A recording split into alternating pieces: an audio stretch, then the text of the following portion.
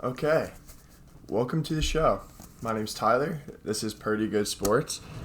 And let's just dive into this AFC Championship game. The AFC Championship game.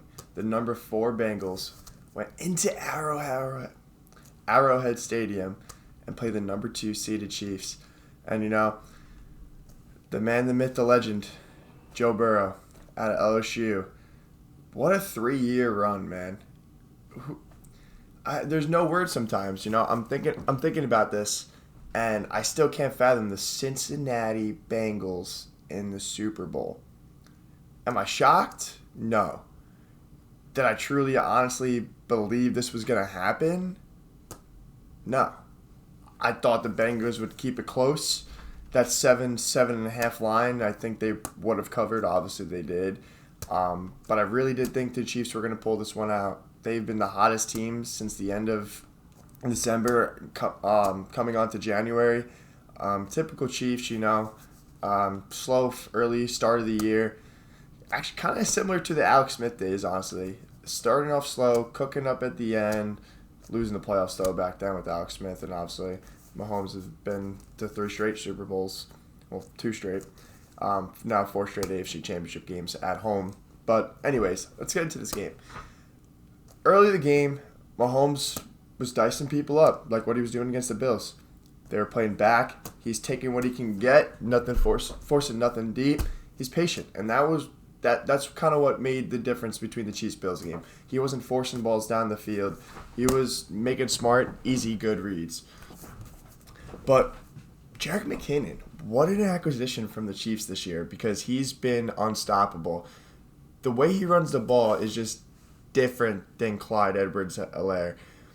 I think he brings them a little bit more physical, tough run game. I love how he can pass block.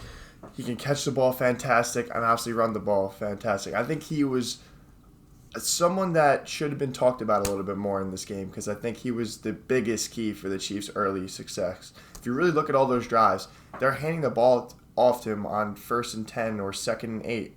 And he's getting 7-8 yards and then setting up 3rd and manageable or giving you that first down.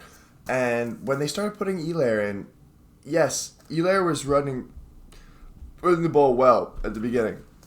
I think he only had 6 carries, though, for the whole game. He had 6 carries for 36 yards, so which is not bad. But the way McKinnon runs the ball is just way more physical, puts his shoulder into people. Like Shannon Sharp mentioned on Undisputed, ever since Helaire fumbled against the Ravens, he does run the ball with 2 hands. And it doesn't really give you that mobility with one hand. It's a mental block. It's something that he's got to work on himself. But anyways, Mahomes was fantastic in the first half. I mean, I don't know what else you can say about it. Who in the world would tell me the stat line and say Mahomes will have a perfect QBR in the first half, 149.6, whatever it may be, and then have a 2 QBR in the second half? Mahomes boy, you picked the wrong half of the ball out. You flip those halves around, and you play awful in the first half, and then lights down the second half, you're walking away into the Super Bowl. And, I feel like a lot more people should have seen this coming, just because if you look at it, the Chiefs all year long, they've been inconsistent all year. Everyone's been saying stuff, is Mahomes over? No, I don't believe Mahomes over. I don't believe this Chiefs dynasty is over, whatever you want to call it. But they've been the most inconsistent team all year. And the fact of they're a Super Bowl favorite to a team that is putting up 19 points against the Cowboys, barely beating the Giants on Monday Night Football. You could kind of compare it to Alabama. Alabama throughout the entire year, you could say was inconsistent, even though they were the number 1 ranked team going into the final game, even though they beat Georgia in the SEC championship game.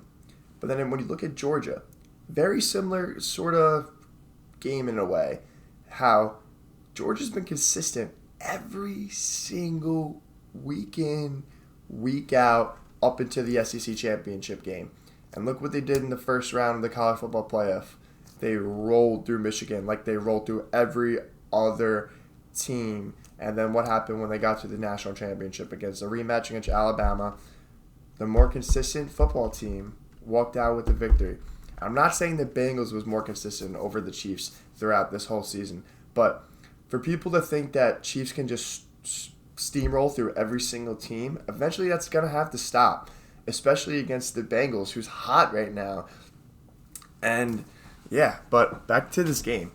These Bengals safeties throughout this whole game, well, the first half, they were staring at Mahomes, and that's good. That's good defense. But when Tyreek Hill is getting 30 yards of reception in the first half, you got to just focus on Tyreek Hill. He's the most electrifying possibly player on this team. Other than me, obviously there's other people, Kelsey, whatever it may be. But when he's shredding your defense, stop looking at Mahomes.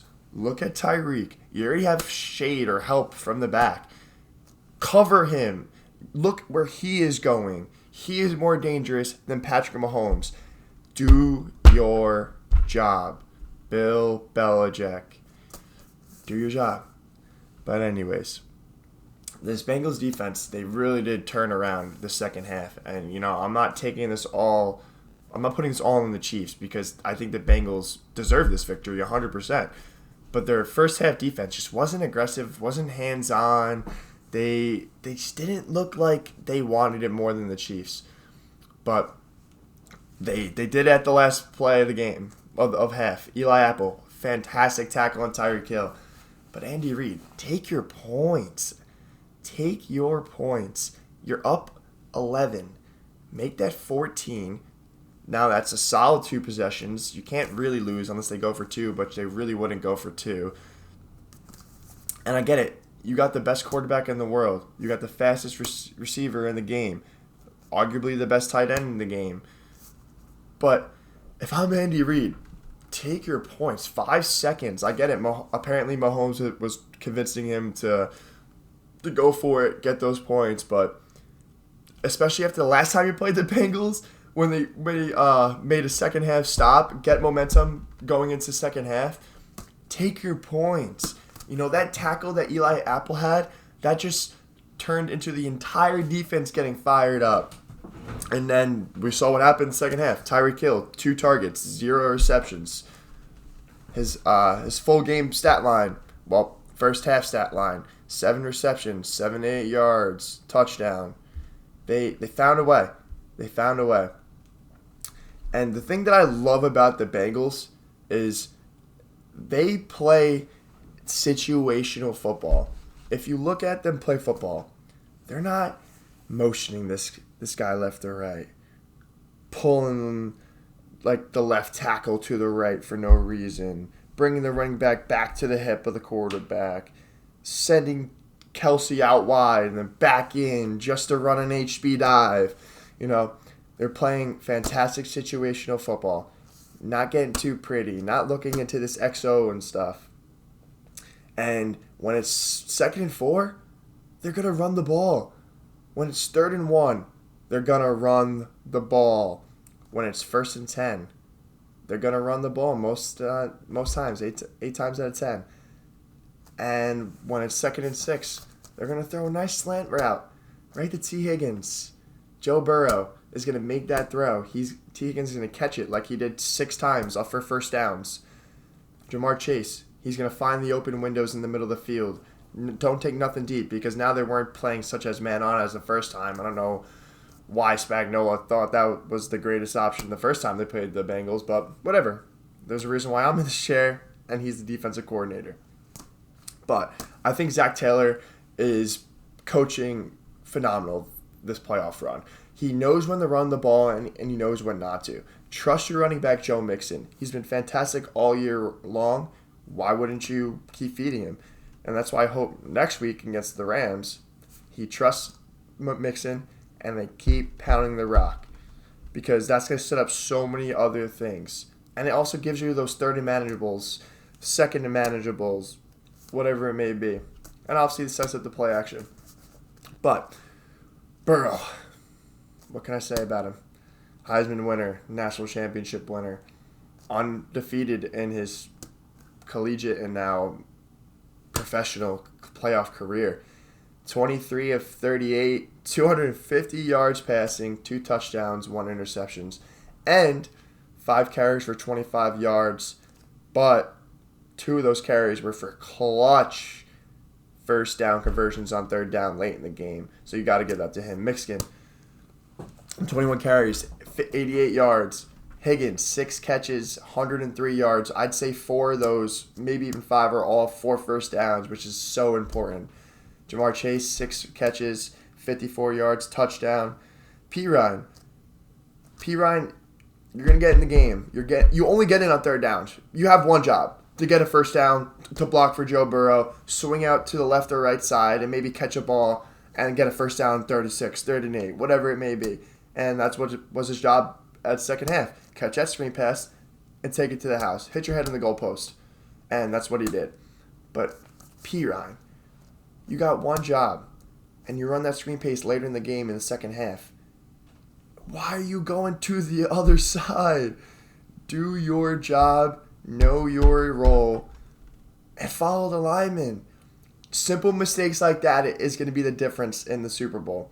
And I know they still won the game, and Ryan did score a touchdown, but who knows? What if he would have got that first down on that third down screen pass that they ran? It's a game of inches. These games come down to 5 plays max.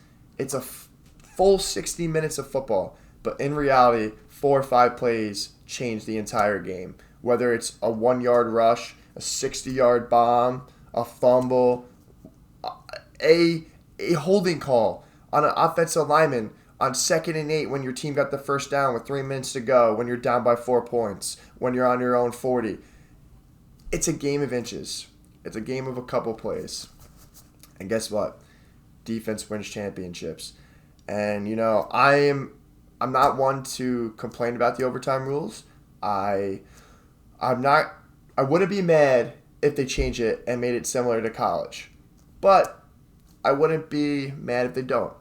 I get it. My heart goes out to Josh Allen. I wish he would have got a chance. I do agree.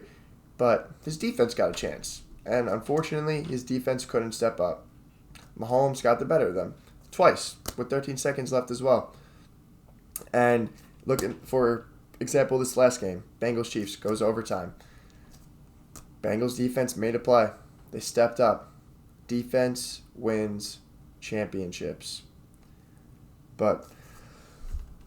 And then onto the last drive. It's first and goal. I don't know what the Chiefs are thinking. How do you go from first and goal to be kicking a 42-yard field goal to send it to overtime? This is where Andy Reid gets too cute. And we're going to get into this with Sean McVay because they do similar stuff. It's first and goal. McKinnon has been pounding all day long. Yeah, I know he only had 12 carries, 65 yards, but it's first and goal. If I was in this situation, and yes, I know I'm not a coach, but I'm just saying my opinion, I am lining my guys up, 2 tight ends, jumbo personnel, whatever it may be, and I'm outwilling this defense. I'm saying, no, I want it more than you. I'm running this ball 3 straight times, and I'm putting it in the end zone. Or maybe 2 straight times. Not throw the ball 3 straight times, but outwill your opponent. Want it more. Ground and pound. It's first and goal. You have your timeouts. Pound the rock, Andy. Do it twice, and then give it to Mahomes. Or do it once, and if he gets stuffed, then, okay. But it's first and goal. Pound the rock with McKinnon. He's been showing you all day. Whenever he needs those couple of yards, he was getting them. But Bengals, Trey Hendrickson, out of his mind. 3 tackles, 1 assist, 1.5 sacks. Sam Hubbard, what a game. 4 tackles, 4 assists, and 2 sacks in clutch moments. And, of course, McPherson, the 5th-round draft pick from Florida, 4 for 4 with a long of 52 yards and another game winner. You got to love it. Mahomes, 3 touchdown passes like usual in the AFC Championship game, but he did have those 2 interceptions. And Kelsey, the Yak and/or first down, clutch safety blanket monster, 10 catches, 95 yards, touchdown. And L'Jarius Sneed, the only interception catcher for the Chiefs, he played fantastic. Four corner, 8 tackles is a lot in a game. But let's move on to this NFC Championship game. The number 6 seeded 49ers coming from the wild card while beating the Rams twice this year, 6 in a row, going into SoFi Stadium, which is pretty much a home game for the San Francisco 49ers, facing off the number 2 seeded Los Angeles Rams, who, like I said once again, they beat them twice already this year. And they have their number. And from the start of the game, it looks like the 49ers just wanted it more. They're putting their shoulder into these guys and pounding their legs for another 5 yards after their hit. It looks like they just wanted this game more. Stafford was obviously the first drive of the game, down to the end zone, and tries to force the ball into Kupp's hands, and that leads to a goal line interception, which, once again, you can't be doing that in this next game. They got bailed out a couple of times this game, I'm not going to lie. Tart should have never dropped that interception. And no, it's not his fault. But if he catches that, you don't know what happens. But Stafford, there's a lot of times this game where he was forcing the ball down the field, or in that end zone, forcing it to Kupp. And sometimes maybe use your legs a little bit, get out of the pocket, maybe check it down, throw it away. There was no reason to throw Kupp that ball. He was double covered, clamped up. There's no perfect ball. That was getting deflected or something, no matter what. So, simple stuff like that, I think, can affect the Rams because Stafford can tend to look at Kupp a little too much. And just like Rodgers with Devontae, you saw what happened against the 49ers. But anyways, that's whatever. But Rams are playing tough defense all around, though, all game long.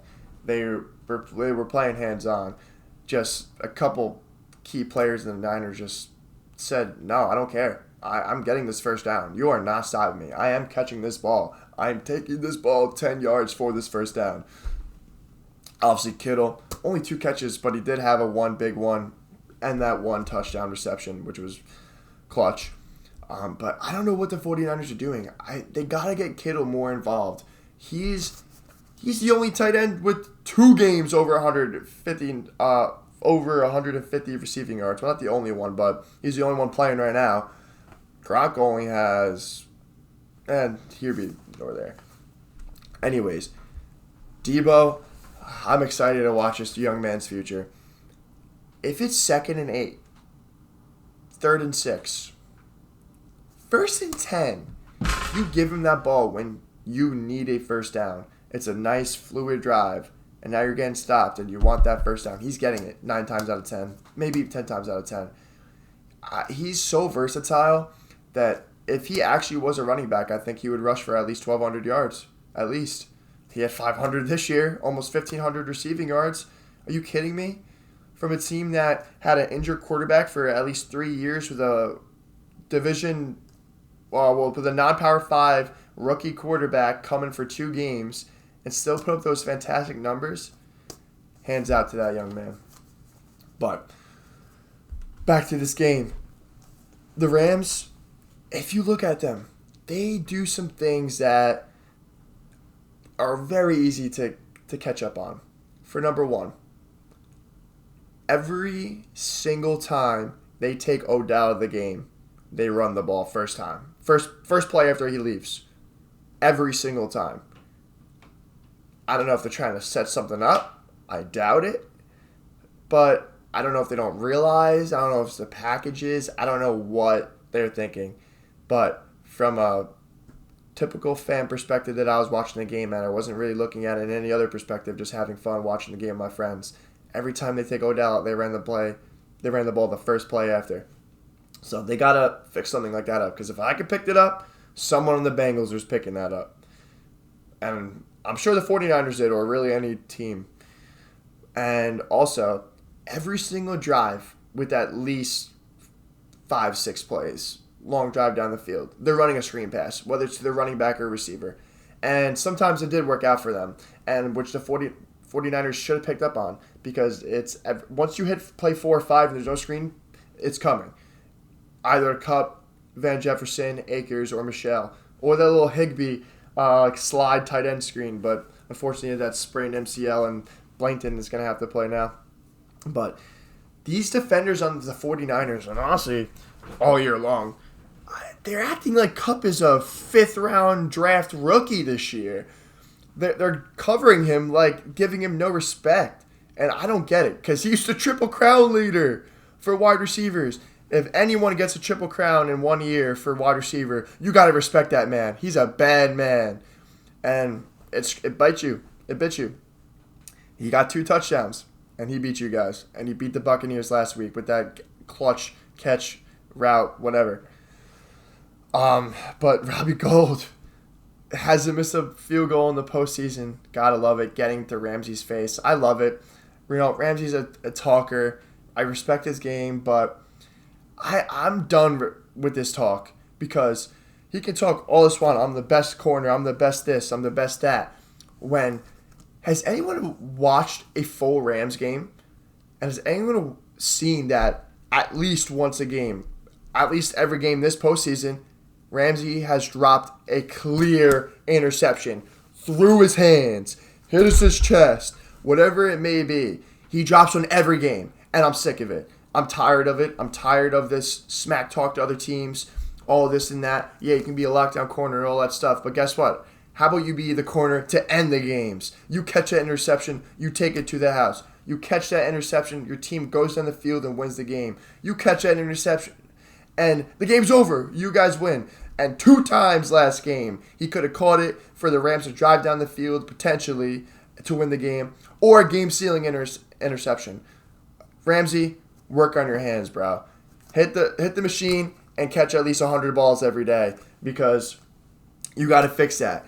Turnovers are key, especially in the playoffs, and I know you're clamps. You're a great cornerback, but fix your hands, bro. I'm sick of this crap talk to everybody, and you can't even catch a football.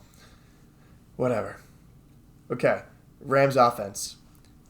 If you watch the offense the entire game, I don't know what the 49ers are thinking once the second half came, because every single reception was for at least 10 yards. That's a first down. Every single reception over the middle, sideline, corner route, find the open spot on the button hook, middle of the field. They're getting 10 yards of reception. And the 49ers are just playing so back. They're playing man, soft man. And whenever they pressed up, I swear they just looked confused. They looked like they had no idea what they were doing. When they were playing a little softer, they were keeping him, they were composed, playing physical. But perfect example, the Kupp second touchdown. What is that defender doing? He's staring at Stafford. Meanwhile, it's man-on-man coverage. You have the Triple Crown wide receiver leader in front of you. He already has 6-7 catches, probably more, for over 100 yards, and already a touchdown. And you got to stop them when they're on their own. Well, no, they're on the 49ers 20, 15, whatever it may be. And Kupp runs at you, and you're staring at Stafford. He does 2 little quick moves, and he's gone. That quickly. That quickly, that's how it happens. And I don't know what he was thinking, but touchdown. That another reason that cost the Rams cost the 49ers that game. But the Rams, man defense, they got to fix this before next week, because they were getting picked apart. Jimmy G looked good. He completed a lot of over-the-middle passes. Obviously, Jimmy Gagg always gets that one interception to losing the game. But it's not all on Jimmy G. Do we not remember that Kyle Shanahan was the offensive coordinator to the Falcons?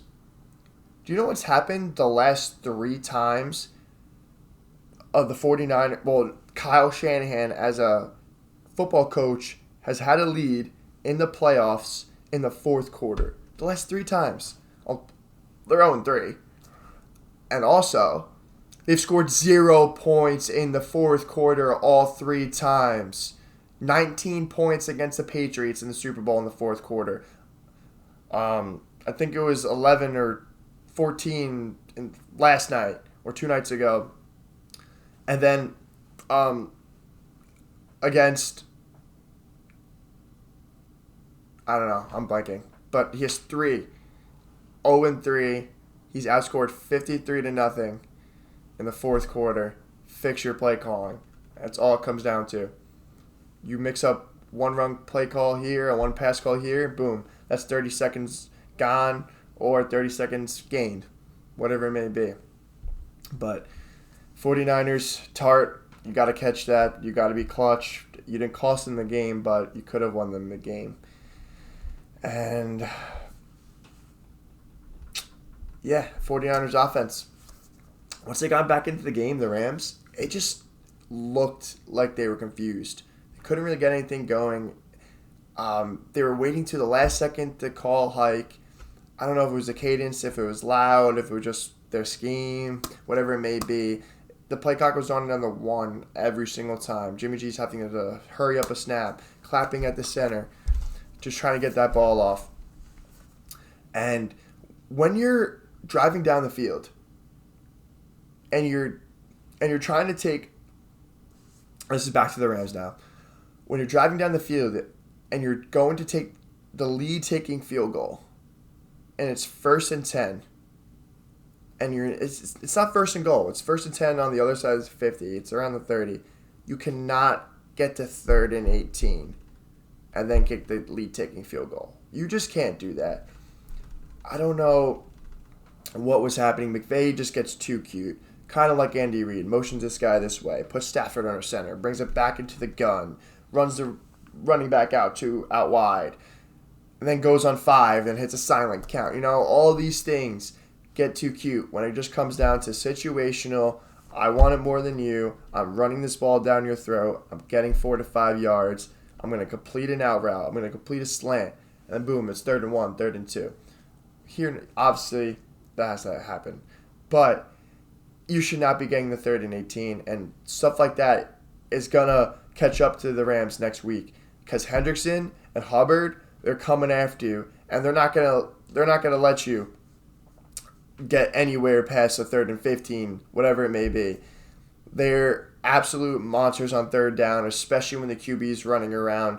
And Stafford isn't as mobile as Mahomes, so I think it's going to be an issue for them because their offensive line kind of got picked apart last night in a couple of ways. Stafford just knows how to move in the pocket, knows when to release the ball.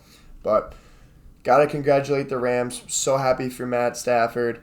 31 of 45, 337 yards, 2 touchdowns, interception.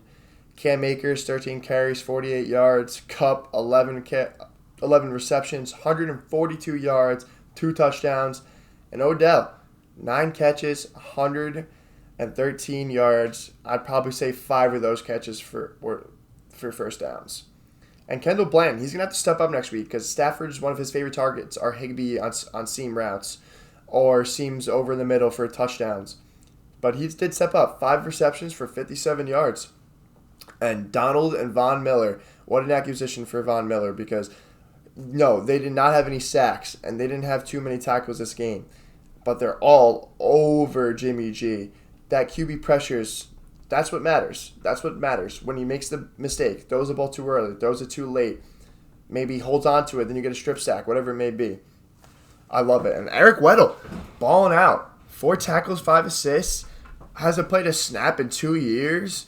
Probably just sit on the couch watching the games with your kids. Congratulations to Eric Weddle. I love the bearded man. And Debo, he was only held to 26 yards rushing off of 7 carries. And Mitchell, only 20 yards rushing off 11 carries. That was such a difference maker in this game. The Rams, once they were able to hold them to that run, said, no, you are not running this ball. You're not getting 5 yards this carry. You're getting 2 to 3. And that's all in Jimmy G's hands. And Jimmy G. Jimmy Gag. That's what happened. The Rams, congratulations to them. What a game. On to the Super Bowl. Rams versus the Bengals. I can't wait. Well, that was the first episode of the Pretty Good Sports Show. My name's Tyler, and I will see you next week.